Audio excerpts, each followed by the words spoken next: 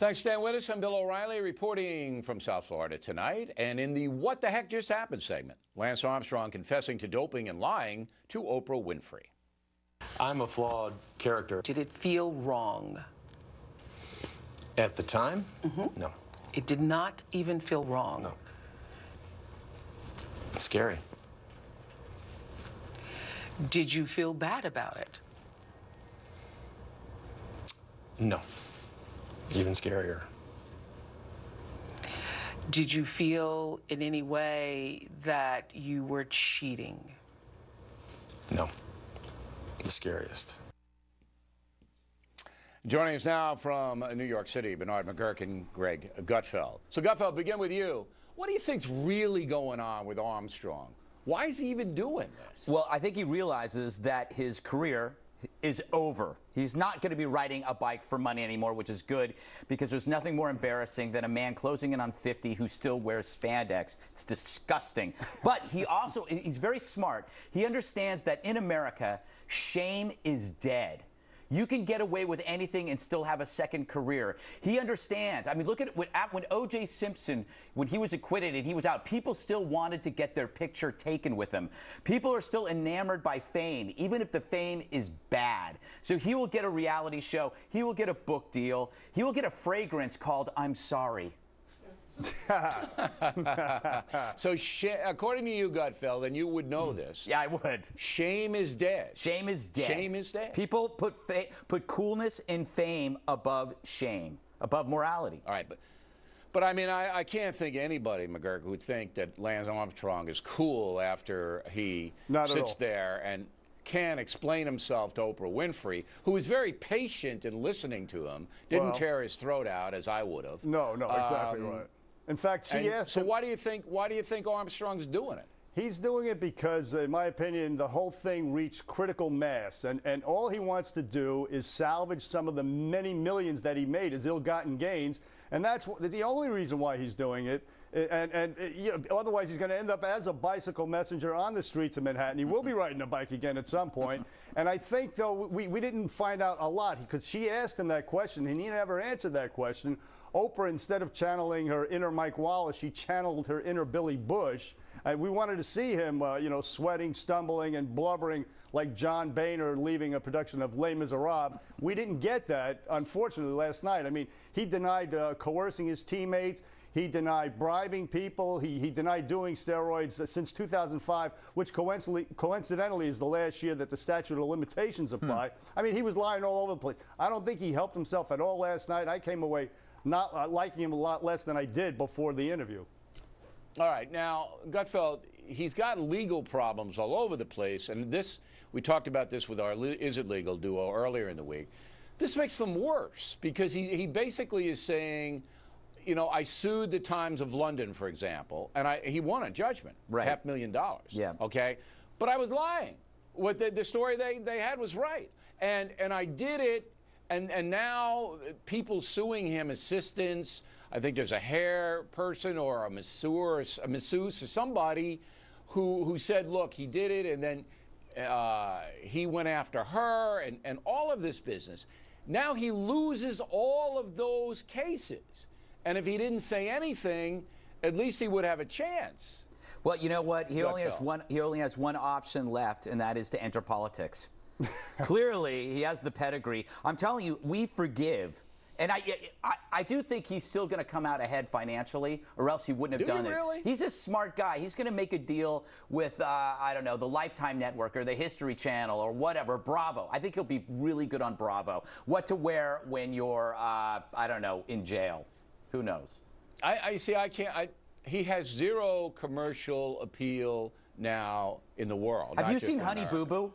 Zero. Have you seen Honey Boo Boo? No. It's a whole. Yeah, I know you're mocking this, but it's a whole different ball game. All right. Here's an example, McGuirk. Arnold Schwarzenegger put out a book. It was a confessional book about. Sure. Remember, it was just a few months ago. Oh yeah, sure. That book tanked. Right. And even though he was on 60 Minutes. And he went around to all his friends in the media, and they did it, and he was sorry, Maria, I was sorry. Nobody bought it. Right. All right? And Schwarzenegger didn't do anything near what Armstrong did. So I think that he's through. There's no way, even if he does get a fragrance, Gutfeld, you'll be the only one slapping it on. You know what I'm talking about? He ruined lives. He ruined people's lives, and that's what really rankles the American public. I mean, he will go down in the pantheon of liars with Anthony Weiner and John Edwards and even Bill Clinton. And I guess Bill Clinton's the only person who can give him any kind of hope because he did rehabilitate his image. Yeah. But maybe he would want to start this bicycle messenger company with Anthony Weiner here in New York City. I think that's his only hope because he didn't help himself at all last night, I don't think. Can we just... And Gutfeld, do you forgive him on a personal level? Because that's our poll question. I'll read it in a minute, but go ahead. As you know, I follow professional cycling so closely, so I feel personally betrayed. Of course not. I am like most of America. I don't care about cycling.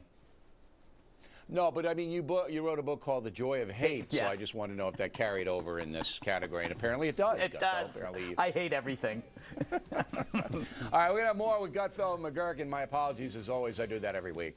Tonight, we continue with What the Heck Just Happened. As we reported last night, the captain of the Notre Dame football team, Manti Te'o, caught up in a massive internet fraud. He told the world his net girlfriend, who he apparently never met, died from leukemia. That was false. The girlfriend never even existed. Now Te'o and Notre Dame are in a very bad place. Rejoining us from New York City, Greg Gutfeld and Bernard McGuirk. And you say, McGuirk? I mean, anybody who has had an imaginary girlfriend for 3 years, I mean, it boggles your mind. I mean, Gutfeld probably has had imaginary girlfriends on the internet for like 20 minutes at a clip, which is understandable.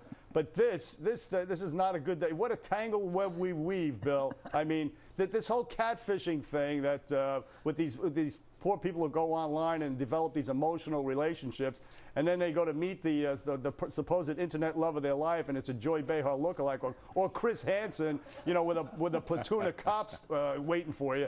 It's just wrong. You know what? Get out there and enjoy life. Grab it, hold it, kiss it, kick the tire. I mean, it's the only way you can experience life. Not sitting there in front of your computer like some pale-faced loser. Well, that's what's happening, though, boy. It's big time. Now, Gutfeld, what about Notre Dame, though? You know, this is the most famous football program in the world. Reaches the championship game. And it looks like they sat on this story. They knew, I think the day after Christmas, that this wasn't holding together, yet nobody said anything. The guy played in the game. And I think Notre Dame here has got some exposure, as they say. Yeah, I mean, well, I think no one knew what to make of this story because it can go one of two ways. Either he was hoaxed or he's in on the hoax, and we still don't know this. I just want to go back to a point from one of your talking points about the laziness of culture. This is the big problem with the web, is that we allow web lies to skate by. No one bothers to check anything anymore.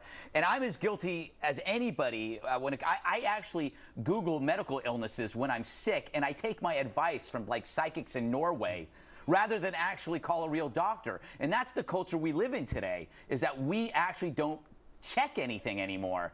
And it could any journalist could have figured out. Notre Dame could have figured out that this was not a dame. Oh, ESPN, which was the agency that drove the story, obviously didn't check it.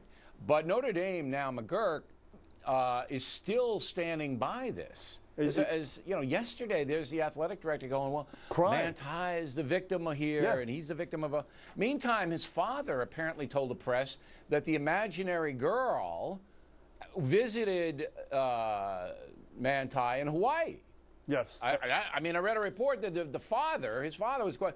So there was an imaginary visit. Now, we know Hawaii's real, right? I've been there, so I know it's real, all right? So there's an imaginary visit from an imaginary girlfriend. Yeah. I mean, you're going, when is this going to ever end? There's a lot left to come out. And the fact that Notre Dame did an investigation and is still sticking by him is pretty inexplicable. Even Lou Holtz is very skeptical of that whole thing. But, I mean, look, today it was exposed that the girl, his imaginary girlfriend, the picture that they used was a classmate of a friend of his. And so there's some sort of conspiracy. There's a lot more left to come out.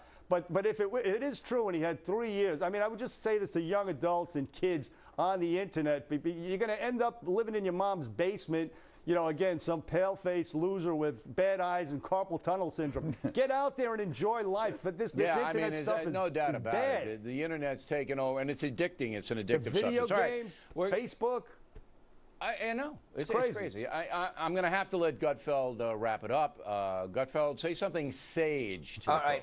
When people complain about the web, they're actually complaining about the lack of family. No one shares with each other the experiences that are going on in their lives because they prefer to share it with strangers because there's a novelty effect of talking to somebody you don't know rather than talking to somebody you know too well. And that's what you're seeing now. You're seeing people reaching out to strangers, and that often leads to bad things. All right, gentlemen, thanks very much. We appreciate it.